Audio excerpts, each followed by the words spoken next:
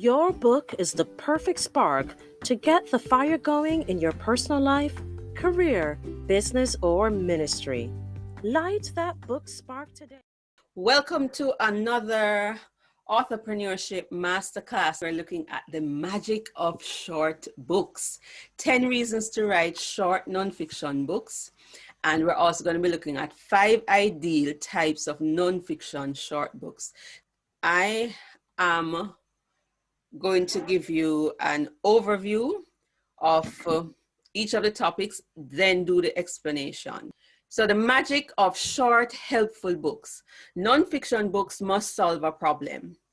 It must address an issue. So people are looking for solutions.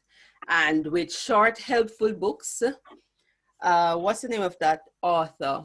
I think his name is, give me one second. He has a series called The Magic of Short Books, as well as the 100 book series. I just finished listening to his audio. His name is, give me a second. His name is Mike Capuzzi. Mike Capuzzi.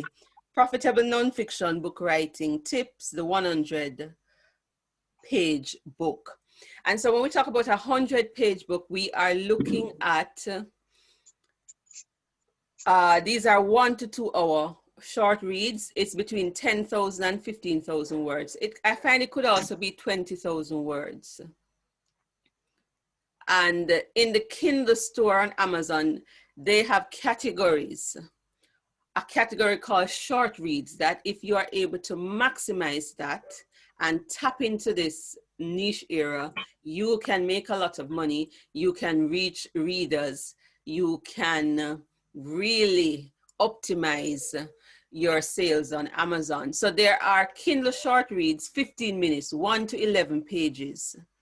I imagine that those are like maybe 5,000 word books. You have 30 minutes, 12 to 21 pages, 45 minutes, 22 to 32 pages, 1 hour reads, 33 to 43 pages, 90 minutes, 44 to 64 pages, and 2 hours or more.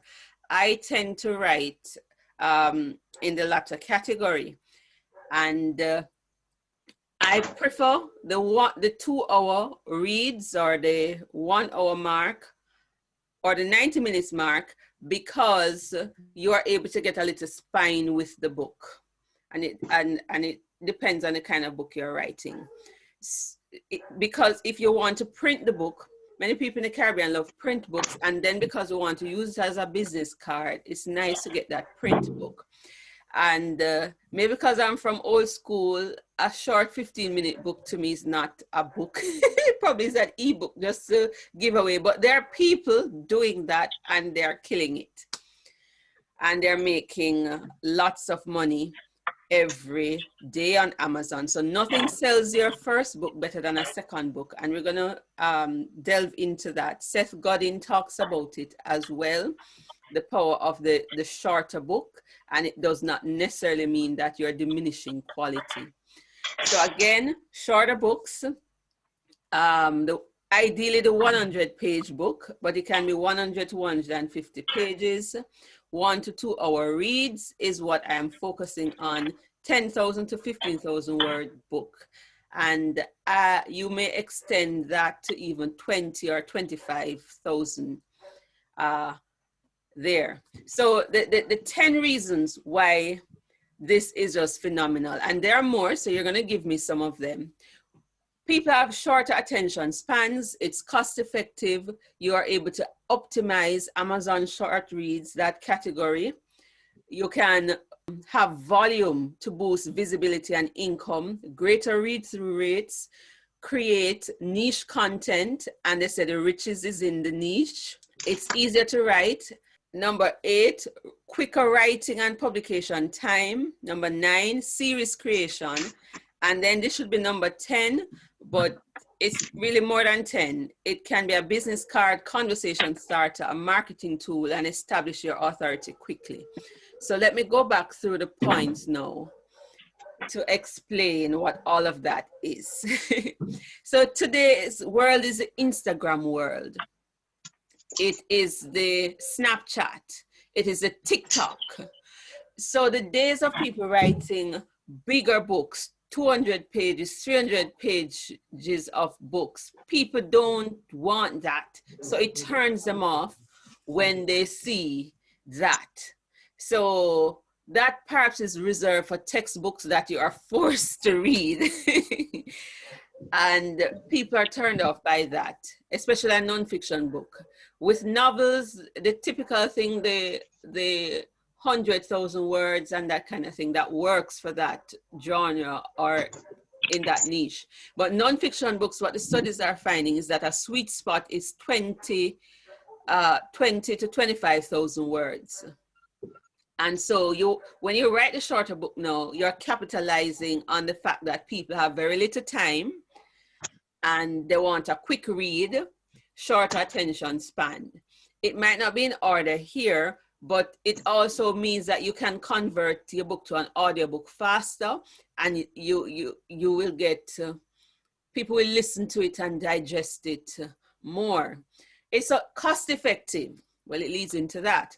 So the money to publish a short book is going to be less because the words are fewer. So the editing charges would be less. If it is an audiobook, people charge per hour, finished hour, to master that. And so it's cost effective all around because you cut down on the editing, and that's where many times the bulk of your cost will be. And you cut down on the proofing. So it's highly cost effective all around. It's cost effective also for the customer because the price of a short book will be lower than the price of a big book. Then, as I said, you optimize the Amazon short reads category. They have an entire category for that and a number of readers. They have an established readership for that. So whereas sometimes you're trying to find your ideal readers and it's difficult to find, there's already this category that you can tap into and maximize it. On Sunday, I bought a Kindle book by Patricia Reed Waugh, Retirement, A New Adventure. I ordered the print book from her as well, but I was so excited I wanted to read. And I started reading the book and I realized that I could finish it. I finished it in an hour and it was so rich and effective. Now I am going to start living life because I'm not living life to the full. And now I understand why I need to capture my stories.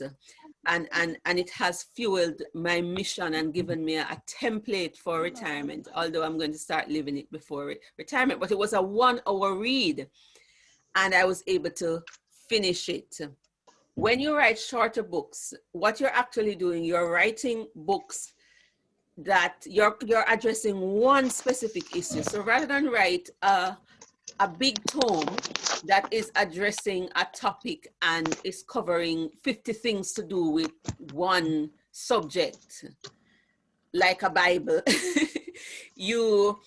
what you do, you break it up into series, almost like Netflix, and then people will be reading more. So they finish one, the whole thing of brevity, they solve that aspect of it, then they move to the next phase of it. So if you were covering relationships, you could write a book on just the dating aspect, how to date. Rather than say how to date and then how to transition to marriage, you could divide the whole relationship phase and you get 3 books out of that. So you talk about dating, the do's and don'ts.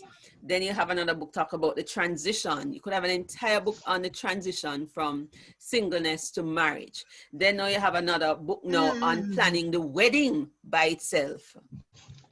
Then now you have another book on maybe the first years in your marriage, and another book now on children. So you're building a series, but you are addressing a specific problem, and then that gives you volume of books. Right now with my 20 books, there is a nurse who wants all of my books, and she says send them to me in batches. So she's ordered 3 already, paid for them, the print books, and the feedback has just been good, and now she wants another set. So it gives you volume. And on Amazon, when you have that sort of volume, your first book, when they write series, they normally either make the first book free and then they list the other books. So it opens up you up to your back catalog. So if you like an author, you find out, know what are their other books, and then you get hooked on their books. I have bought almost all of Joanna Penn's books on writing.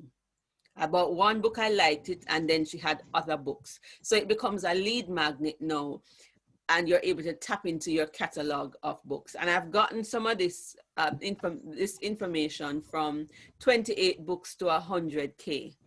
So they've done some studies that authors who are making 100,000 US per month, they have 28 books. There's another one is 20 books to 50K. Of course, there are some other things to it. So volume, and that boosts visibility and income. Greater read-through rates. Too often we start books and we don't finish them. When you write a shorter book, people are able to finish it. So you finish the book. Then now what it forces you to do, or the smart way to do it, is to write within a niche. So if you're doing relationships, you can, so that is still broad, but then you can focus within relationships. Do you want to touch on marriage? Do you want to touch on helping singles? So the more specific you are with your topic, the better it is in terms of you writing and creating those short books. And they say the riches is in the niche. So the more you can focus or specialize, since all of us here are teachers, when you specialize, the people who specialize, who are experts in a particular field, they make more money than the generalists. And it's the same thing with the book. The other thing is that it is easier to write. So when you are trying to write that big book and that passion book and your magnus opus, it may take you 10 years to write, but when you're writing a shorter book, between 10 and 30,000 words for argument's sake, although with the 100-page book, the book is usually a little less, maybe 25 max, 25,000 words max, or 20,000 words. It's easier to write. So I find in my group now, people are writing. It's not just a Kamika thing. It's not just a Ruth thing.